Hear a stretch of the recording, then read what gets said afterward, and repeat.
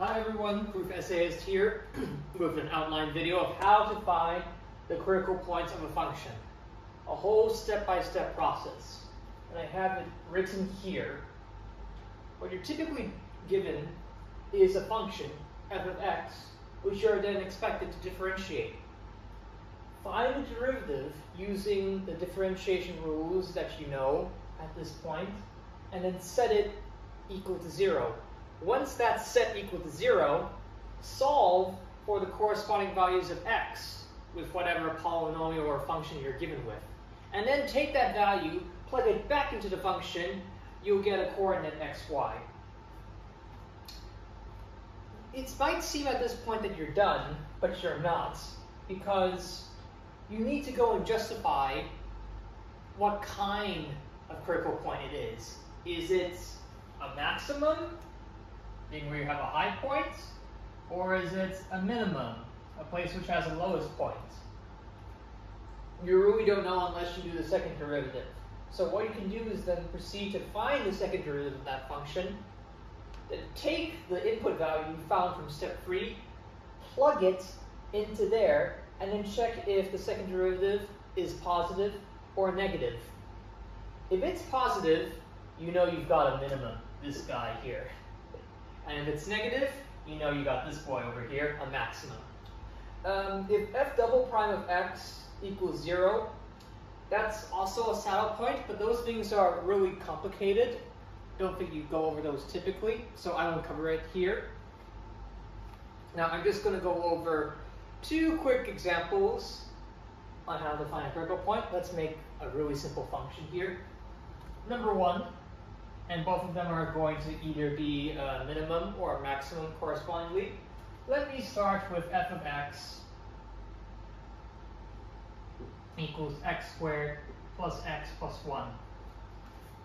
Step 1, I'm going to differentiate this guy now. So by the power rule, f prime of x, that equals 2x plus 1. I set that equal to 0 now at this point. 0 equals 2x plus 1. So that means x equals minus a half.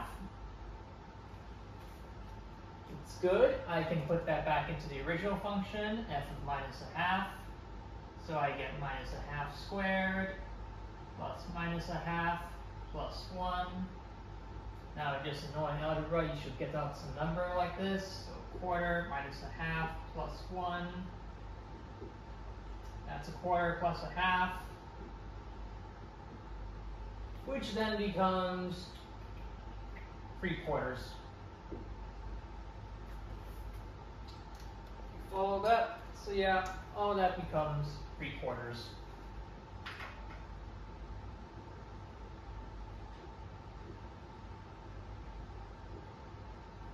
And now to justify whether it's a minimum or a maximum, we take the second derivative, f double prime of x. But that is 2, which is positive everywhere. Therefore, minus half comma 3/4 is a minimum. That's example 1. Let's do example 2. Almost the same, except I'm going to make the coefficient in front of x squared negative now. So we get minus x squared plus x plus 1. Take the derivative of this guy. By the power rule, minus 2x plus 1. Set that equal to 0. Minus 2x plus 1.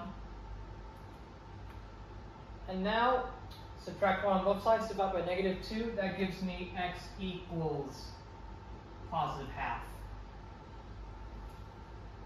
If I plug that back in there, we should get some gnarly value. Minus a half squared plus a half. Okay. Plus 1. That then becomes minus a quarter plus a half plus 1. Which, this becomes quarter plus 1. So this is 5/4. So yep, f of half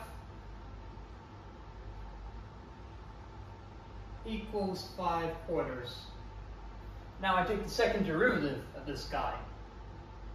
F double prime of x equals -2, which is negative everywhere. So therefore, it is a maximum.